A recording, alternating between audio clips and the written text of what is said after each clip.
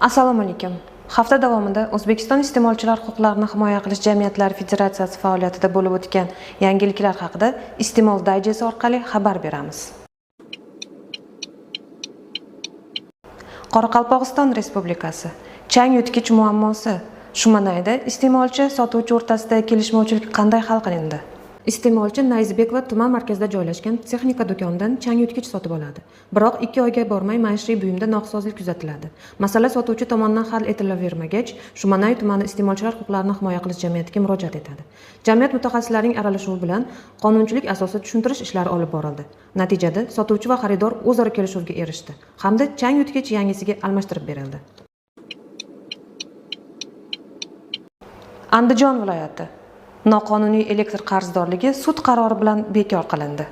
Qo'rg'ontepa tumani iste'molchilar huquqlarini himoya qilish jamiyatida Norbutta mahallasida yashovchi fuqaro Sh.M. tomonidan kelib tushgan murojaatni o'rganish yakunlari bilan fuqaro manfaatlarini ko'zlab Qo'rg'ontepa tuman elektr ta'minoti korxonasiga nisbatan sudga da'vo arizasi kiritildi hamda 2024-yilning 19-noyabr kunga tuzilgan 001-210 sonli dalolatnoma asosida hisoblangan 43,992,720 so'mlik qarzdorlik noqonuniy deb topilishi, mazkur qarzdorlikni qayta hisob-kitob qilinishida hamda unga ilova qilingan hisob-kitob hujjatlarini haqiqiy emas deb topilishi so'raldi. Sud ishni ko'rib chiqib, da'vo talablarini to'liq qanoatlantirdi. Sud tomonidan dalolatnoma iste'molchi ishtirokchisiz tuzilgani, xolislar jalb etilmagani, elektron tizim orqali rasmiylashtirilmagani hamda hisob-kitoblar yetarli hujjatlar bilan tasdiqlanmagani qonunchilik talablariga zid deb topildi. Natijada iste'molchiga nisbatan salkam hisoblangan 44 million so'mlik noreal qarzdorlik bekor qilindi. Farg'ona viloyati asossiz qarzdorlik bartaraf etildi. Iste'molchi foydasiga 1,770,000 so'm qayta hisob-kitob qilindi. Farg'ona tumanlik fuqaro G.M. ichimlik suvi xizmati bo'yicha hisoblangan qarzdorlikdan norozi bo'lib, Farg'ona tuman iste'molchilar huquqlarini himoya qilish jamiyatiga murojaat qildi. Murojaatda iste'molchi shaxsiy hisob-kitobidagi 1,850,000 so'mlik miqdordagi qarzdorlik bo'yicha hisob-kitoblarning asosligiga shubha bildirdi. Murojaat o'rganilishi jarayonida jamiyat mutaxassislari, suv ta'minoti korxonasi xodimlari hamda iste'molchi ishtirokida qo'shimcha tekshiruv o'tkazildi. Tekshiruv davomida iste'molchining to'lov hujjatlari hamda hisob-kitob ma'lumotlari qayta tahlil qilindi. Natijada ichimlik suvi bo'yicha hisoblangan qarzdorlikda xatoliklar yo'l qo'yilganligi aniqlandi.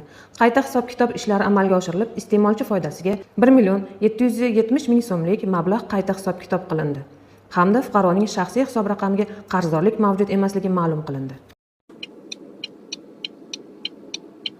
Jizzax viloyati sud qarori 40 million so'm nohaq qarzdorlikni bekor qildi. Jizzax viloyati hududiy birlashmasi tomonidan fuqaro B.F. manfaatlarini ko'zlab sudga kiritilgan da'vo arizasi qanoatlantirildi.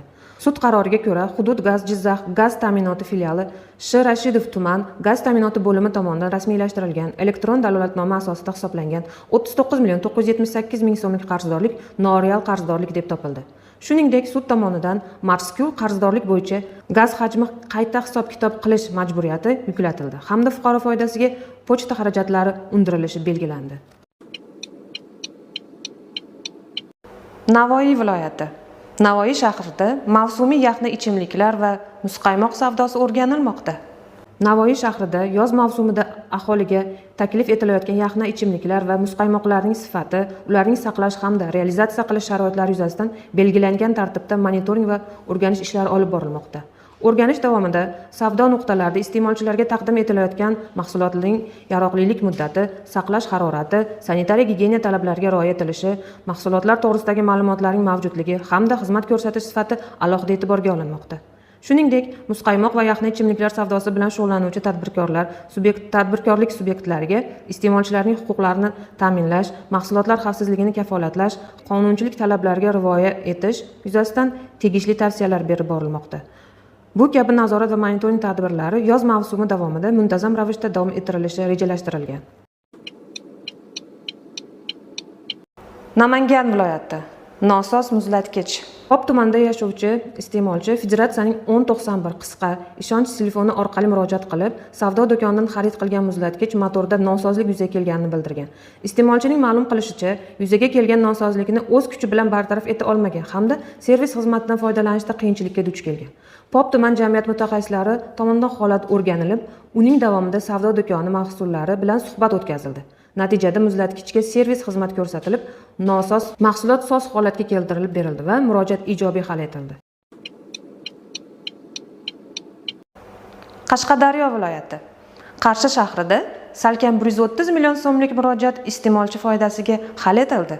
Qarshi shahrida yashovchi fuqaro S.B. Respublika mulk markazi MChJ Qashqadaryo filiali tomonidan tashkil etilgan auksion savdolarida ishtirok etib, g'olib deb topilgan. Natijada 2003-yilda ishlab chiqarilgan Mercedes-Benz S350 rusumli avtomobilni xarid qilish bo'yicha hujjatlar rasmiylashtirilib, ushbu avtomobil uchun belgilangan 129 million 332 ming 547 so'mlik miqdordagi mablag'ni joriy yil 19-mart kuni to'lagan. Biroq to'lov amalga oshirilgan kundan boshlab shu kunga qadar sotuvchi tomonidan avtomobilni topshirish ishlari turli sabablar bilan paysalga solib kelingan. Fuqaroning bu boradagi murojaati Qarshi shahar jamiyati mutaxassislari tomonidan o'rganilib chiqilishi yakunlari bilan avtomashina uchun to'langan pul mablag'i iste'molchiga to'liqligicha naqd holatda qaytarilib olib berildi. Samarqand viloyati. Iste'molchi murojaati ijobiy hal etildi. Karmana tumanida yashovchi fuqaro H.B. Samarqand shahridagi Haval Adim avtosalonidan Haval rusumli avtomashina sotib olgan.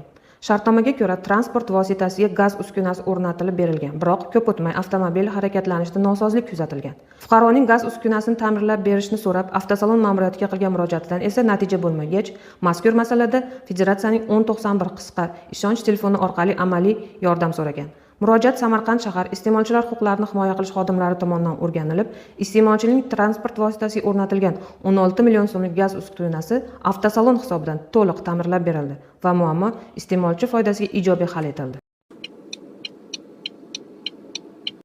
Toshkent shahri. Fuqarolar murojaati yuzasidan qabul kunlari o'tkazilmoqda. Federatsiyaning Toshkent shahar hududiy birlashmasi tomonidan fuqarolarning murojaatlarini o'z vaqtida ko'rib chiqish maqsadida muntazam ravishda qabul kunlari tashkil etilmoqda. Jumladan, hududiy birlashma raisi Sardor Mirzadiyarov tomonidan navbatdagi fuqarolar qabuli o'tkazilib, unda iste'molchilar tomonidan bildirilgan murojaat va takliflar tinglandi. Murojaatlar yuzasidan huquqiy tushuntirish ishlari berilib, masalalarni hal etish bo'yicha tegishli choralar belgilandi. Fuqarolar bilan ochiq muloqotni yo'lga qo'yish va ularning muammolarga amaliy yechim topish borasidagi ishlar izchil davom ettirilmoqda. Surxondaryo viloyati. Sho'rchida murojaat ijobiy yakunlandi. Sho'rchi tumanida avtomobilga qo'yilgan gaz sifati bilan bog'liq murojaat o'rganilib, iste'molchining qonun manfaatlarini himoya qilish yuzasidan amaliy yordam ko'rsatildi. Tumanning Shaldiroq mahallasida yashovchi fuqaro S.Y. tumandagi xususiy korxonaga qarashli avtomobillarga suyultirilgan gaz quyish shoxobchasidan avtomashinasiga 130 ming so'mlik propan gazi qo'ygan. Biroq murojaatchining ta'kidlashicha, xarid qilingan gaz sifatsiz bo'lganligi sababli avtomobilda nosozlik yuzaga kelgan. Avtomashinasini ustiga ko'rsatib ta'mirlash ishlari uchun qo'shimcha 150 ming so'm xarajat qilgan. Murojaat Sho'rchi tuman iste'molchilar huquqlarini himoya qilish jamiyati mas'ul xodimlari tomonidan o'rganish jarayonida tomonlar ishtirokida olib borilgan muzokaralar yakunlari bilan fuqaro tomonidan xarid qilingan 130 ming so'mlik propan gaz uchun to'langan mablag' hamda avtomashinani ta'mirlash uchun sarflangan 150 ming so'mlik xarajat xususiy korxona tomonidan to'liq qoplab berildi. Sizlarga yetkazmoqchi bo'lgan sohadagi xabar va yangiliklarimiz hozircha shulardan iborat edi. Bizni ijtimoiy tarmoq sahifalarimiz orqali kuzatishda davom eting.